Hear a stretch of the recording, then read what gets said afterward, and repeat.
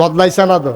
এই বদলানোর জন্য 24-এর 5ই আগস্টের গণ অভ্যুত্থানে আমার ছেলেরা জীবন দিল, আমার পিচ ডালা পথ রক্তে রঞ্জিত করলো, মায়ের বুক খালি হলো, বাবার স্বপ্ন ধূলিসাৎ হলো। লাভ হলো কি? সেই আমরা রয়ে গেলাম, আমাদের ভেতরে কোনো পরিবর্তন আসলো না। আমরা যদি আবার আগের মতোই শুরু করলাম, তাহলে রক্তের ওলা যে রক্ত দেওয়া মানুষগুলো কিয়ামতের ময়দানে যখন আমাদের সামনে দাঁড়িয়ে যাবে, লজ্জায় মুখ দেখানো যাবে না, ঠিক কিনা কও? আবু সাইদ যদি কিয়ামতের ময়দানে ডাক দিয়েছে, এই বাংলাদেশের 18 কোটি মানুষ, তোমরা জীবনের মায়া আছে, আমি আবু সাইদের মায়া নাই? আমারও যখন বন্দুক তাক করছে, আমিও তো দৌড় দিলে পারতাম, আমি তো দৌড় না দিয়ে সিনা টান টান করে খেলে রয়েছি। আমার জীবন যাক, বাংলাদেশ স্বাধীন হোক, বাংলাদেশের মানুষ মুক্তি পাক। আমি যে জীবন দিলাম, তোমরা মুক্তির বদলে আরো শৃঙ্খলে আবদ্ধ করলা, তোমরা আগের মতোই চললা, তোমরা তো আর বদলাইলা না। জবাব দাও, সেদিন কি জবাব দেবেন বলেন? কি জবাব দিবেন মুগ্ধের কাছে? কি জবাব দেবেন আবু সাইদের কাছে? সেদিন এই মানুষগুলো সামনে দাঁড়িয়ে যাবে কিয়ামতের ময়দানে, লজ্জায় মুখ দেখানো যাবে না। আমি বলেছি, মুসলমান যদি পরিচয় দিতে চাও, আল্লাহকে যদি আল্লাহ বলে স্বীকার করে নাও, এ পথ কণ্টকাকীর্ণ, এ পথ কোনো কুসুমাস্তীর্ণ ছিল না। এ পথে চলতে গেলে পা হবে রক্তাক্ত, আর পিছডালা পথ হবে রক্তে রঞ্জিত। এ পথে যারাই চলেছে, কাশ্মীরের মুসলমানেরা এ পথে চলতে গিয়ে ঝিলাম নদীর পানিকে তাদের রক্তে রঞ্জিত করেছে। ওই আরাকানের মুসলমানেরা এই আল্লাহর পথে চলতে গিয়ে তারা জীবন দিয়ে নাফ নদীর পানিকে রক্তে রঞ্জিত করেছে। আমার ফিলিস্তিনের শিশু কিশোরেরা এই আল্লাহর পথে চলতে গিয়ে তারা ধুধু মরুভূমি রক্তে রঞ্জিত করেছে। সুতরাং এই পথে যখনই নামবা, সিদ্ধান্ত নেবা এই পথে আমাকে নামতেই হবে, আর এই নামতে গিয়ে মামলা হবে, হামলা হবে, জেল জুলুম নির্যাতন হবে, প্রয়োজনে জীবন দেওয়া যাবে, ইমান দেওয়া যাবে না। রাজি আছো কিনা হাত তুলে দেখা। কথাটা কইতে চিন্তা করবা, আল্লাহ খুশি হয় না বেজার হয়। কথাটা কইতে ধমকটা দিতে চিন্তা করবা, আল্লাহ খুশি হয় না বেজার হয়। কাইটটা দিতে চিন্তা করবা, এটা কি ইসলামের মতো হইছে না ইসলামের বাইরে হইছে। রাজনীতিটা করার সময় চিন্তা করবা, আমার রাজনীতিটা আল্লাহর পক্ষে গেছে নাকি শয়তানের পক্ষে গেছে। যদি শয়তানের পক্ষে যায়, তুমি আল্লাহর বিরোধিতা করলা, ঠিক কিনা কও? সহজ হিসাব, কঠিন কোনো ওয়াজের দরকার নাই। তুমি দোকানদারি করবো, ওজনে কম দিবা, তো ইফতারির সময় আল্লাহ দেহে, তুমি যাবলা ওজনে কম দাও, ভাবলা আল্লাহ দেহে না? কতক্ষণ আল্লাহ দেখে না? তুমি যখন 1 কেজির জায়গায় 950 গ্রাম দাও, আল্লাহ দেখে নাকি দেখে না? সুদ গুস্ত কইয়া সেটা গুস্তের ভিতরে ফেস দিয়ে যে আড্ডি দিয়া দাও, কি রে আল্লাহ দেখেনি রে? তুমি মানুষের না বাহি দিছ, তুমি মানুষের এটা কেমনে জানি তার গুস্ত কাটার নমুনে অন্যরকম আড্ডি বিছাই রে ধরন যায় না, রান্ধনের পরে সব আড্ডি বাইয়া উঠে। কি শাকিল আসেনি করবা? কেউ কমলা তারা যে গুস্ত কিনা সুদ গুস্ত কিনা বেঁচে দেখে যে 8 দিন লেগে গুস্ত বেচা হয় না। ঠিক ঠিক।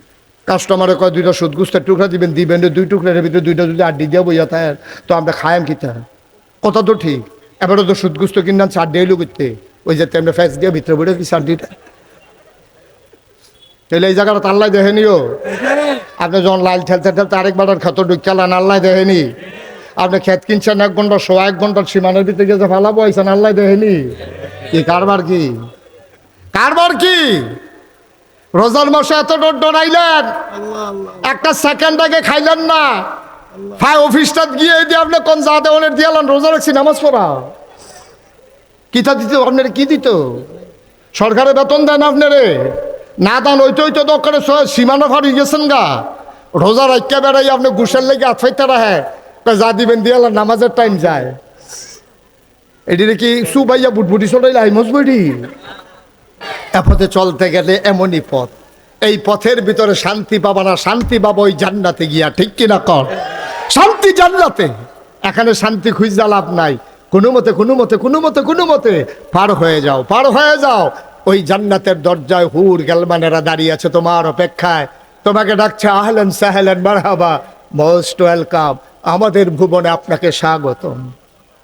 আমরা সেই জান্নাতের অপেক্ষায় আছি, ঠিক কিনা বলেন? আমরা অপেক্ষায় আছি সেই জান্নাতে। আমরা জান্নাতে যেতে চাই নাকি চাই না? ভাই আপনি তো কিচ্ছু বুঝেন নাই। আপনার আব্বা গেছে কই? এই যে কামাল ভাইয়ের আব্বা নাই তো দুনিয়াতে? আছে আব্বা? না। আম্মা আছে? আম্মাস আম্মা আছে। অসুস্থ হয়ে পড়ে রইছে। এক চাচা দেখাইয়া আমার কান্দা দিছে, হুজুর আমরা একটা চাচা আছে, অসুস্থ হয়ে রয়েছে, কিডনির সমস্যা। এই সিরিয়াল শেষ হয়ে আইতে আছে, তার আর সিরিয়াল আইতে আছে। এটা তো জিন্দেগি। কয়দিনের জিন্দেগি আব্বা, কয়দিনের জিন্দেগি? আমি তো বিভিন্ন জায়গায় যে বাংলাদেশে মাহফিলে যাই, দেশের বাইরে যখন যাই, আহারে আমি তো দেখি মানুষের কষ্ট। মানুষগুলো দৌড়ে দৌড়ে আসে দোয়া চাওয়ার জন্য, দোয়া চাওয়ার জন্য আসে, এসে মুসাফা করে হুজুর দোয়া করে আর আব্বার জন্য। হুজুর আব্বারে রাইখে আসছিলাম, বিদেশে এসে দেখি আব্বা নাই, যাইতেও পারি নাই। গরিব মানুষ, কয় টাকা বেতন পাই, এমার্জেন্সি টিকিট কেটে যে যাবো এই টাকাটাও ছিল না হুজুর। আব্বার শেষ মুখটাও দেখতে পারি নাই, কাফনের কাপড়টা পরাইয়া দাফনও করতে পারি নাই। গণানন্দের মুসলমান মন দিয়ে শুনো রে ভাই, তোমার আব্বা যেমন নাই, একদিন তুমিও থাকবা না। স্বীকার করো আর না করো, বাস্তবতা উপলব্ধি করো আর না করো, তুমি একদিন এই পরিণতি তোমাকে ভোগ করাই লাগবে। আমার যখন মাহফিলে যাই, বাচ্চারা এসে হাতে ধরে কান্দে, মুরব্বী বাবারা কান্দে, হুজুর দোয়া করে দেন আব্বা আম্মার কবর যেন জান্নাত হয়ে যায়। আমার আব্বার কথা মনে পড়ে যায়। 85 সালে আমি আমার আব্বারে কবরে শোয়াইছি। তখন আমি ছোট্ট মানুষ, মানে 11 বছর। বাবা ভালো করে বুঝিও নাই বাবা কারে কয়। আমি অনেকবার চেষ্টা করেছি বাবার চেহারাটা একটু মনে করতে পারি কি না। আমি বাবার চেহারাটাও ভালো করে মনে করতে পারি না। অনেক বছর আগের কথা। মানুষ যখন দোয়া চায়, আমার গাল বেয়ে বেয়ে টপ টপ করে পানি পড়ে। তোমরা তোমাদের বাবার জন্য দোয়া চাও, আমারও তো বাবা দুনিয়াতে নাই। তোমরা যারা বাবা হারাইছো, বাবার রেখে যাওয়া জমিন চাষ করে খাও, বাবার উঠানো ঘরের ভিতরে ঘুমাও। অগুণানন্দের মুসলমান মন দিয়ে শুনো রে ভাই, বাবার কথা খুব বেশি যখন মনে পড়ে, আমি যখন নাগাইশে যাই, মাঝ রাতে সবাই যখন ঘুমিয়ে পড়ে, পাখিগুলো আপন নিরে, গরুগুলো যখন ঘুমাই যায় গোয়াল ঘরে, বাবারিশ কুকুরগুলো নিরাপদ আশ্রয়ে, প্রিয়তম স্বামী প্রিয়তমা স্ত্রীকে নিয়ে ঘুমায়, ছোট্ট শিশু মায়ের বুকে মুখ রেখে ঘুমায়। আমি মাঝে মাঝে আব্বার কবরের কিনারে যাই, নিকশ কালো অন্ধকারে মোবাইল টিপে টিপে বাবার মাথার কাছে গিয়ে আস্তে করে বসি, বাবার সাথে কথা কই, আব্বা ও আব্বা, আব্বা কেমন আছেন আপনি? আব্বা কেমন আছেন আপনি? আব্বা আপনি কেমনে ঘুমাল কবরে? 3টা মার্কিন চাদর গায়ে দিয়া মাটির কবরে কেমনে ঘুমাল? কি খাইতে দেয় আপনারে? আমি বারবার বাবার কথা জিজ্ঞেস করি, বাবা আমার একটা কথার জবাবও দেয় না। আমি কাঁদতে কাঁদতে ঘুমাইতে যাই, আমি ঘুমাইতে পারি না। এমন আব্বা যারা কবরে শোয়াইছো, এমন আম্মা যারা কবরে শোয়াইছো। 34 বছর মুশতাক ফয়েজে মাহফিল করি, মাহফিলে কদম দিলে মাহফিলের ওজন বুঝি।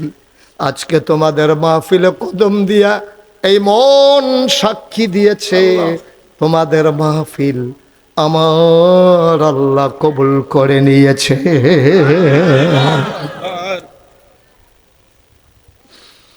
একটা লোক নড়াচড়া করিল না, হাঁটাহাঁটি করিল না, সবাই মিলে দোয়া চাই, দোয়ার বাজার সাজাও।